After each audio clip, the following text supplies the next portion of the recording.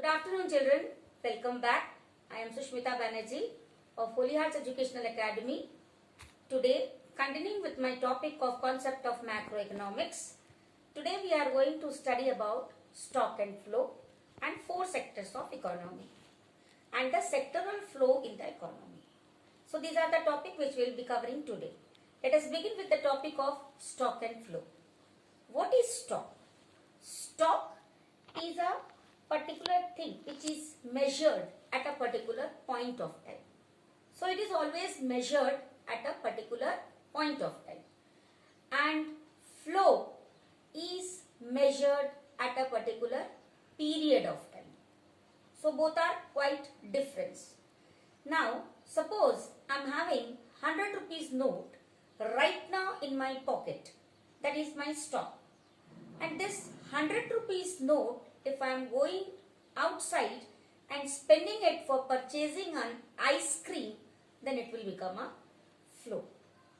Without stock, flow is not possible, and without flow, stock is not possible. So, both are mutually interdependent to each other. Another example I want to share, children, that water in an overhead tank is the stock, and the tap water which we are getting is the concept of flow. So this is the example how stock and flow can be described. Flow is a time dimensional. It depends upon the time, at what time we are spending it, when we are spending it. But stock is not time dimensional. This is very important. Stock is not time dimensional. Now another example of stock is wealth, property. These are your stock. Whereas for flow, income, interest, these are all your examples of flow, which is not certain, which is not specific. Is it clear, children? So this was the basic concept of stock and flow. Another very important thing is that the saving, the stock of saving depends upon your flow of deposits. This is very important. What did I say? The stock of saving depends upon your flow of deposit. This is very important to know. Unless and until you are having the stock of capital, you will not be able to spend it. Am I clear? Now the next topic is the four sectors of the economy. Now what are the four sectors of the economy? There are four sectors. That is household sector, producer sector, government sector and external sector. The external sector can be said as ROW also. Now what is ROW? It is known as rest of the world. So these four sectors, they are interrelated to each other. There are sectoral flows between the sectors.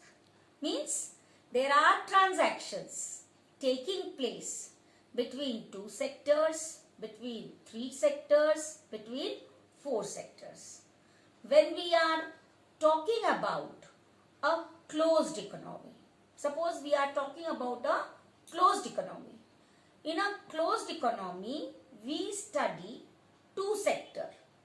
Two sector means it denotes household and producer.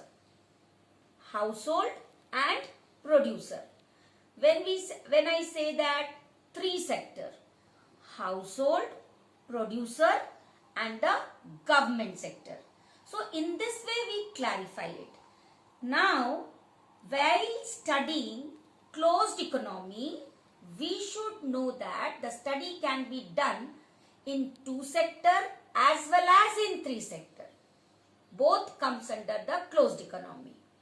Whereas in an open economy, all the four sectors will come together. Am I clear, children? So this is the way how the things are being done in the economy. This is known as intersectoral flow. Now we will deal this topic in some more detailed way. Like, firstly, I will give you the concept of real flow and money flow. Now what is real flow? Real flow means flow of goods and services from one sector to another sector. That is known as real flow. And money flow means where the money flow, means the transaction of money takes place between one sector to another sector. Now children, how this can be possible? The factor services which are being rendered. Now what are factor services, children? Factor services comes as land, labor, capital, entrepreneurship. These are known as factor services. These comes under the real flow. Whereas in the money flow, there comes the factor payments.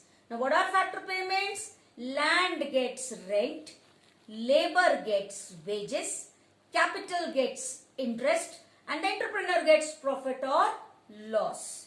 So this is factor payment.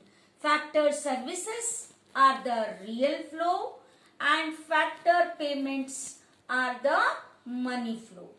So this is the concept. Now intersectoral flow means the household sector, they perform the work for the producer sector or for the production sector, like factor services. And for the work which the household performs, it renders money to the household sector. What it gives? Factor payments. Am I clear? Now when the household is performing the work, it means that certain goods and services are produced in the economy. These goods and services are again purchased by the household. This will be a real flow. And when the household is purchasing the goods and services, then for that it will give payment to the producer sector. Am I clear? That is known as consumption expenditure. Now is it clear, children? The producer is giving goods and services to the household sector. The household sector is again giving money to the producer sector, which is known as consumption expenditure.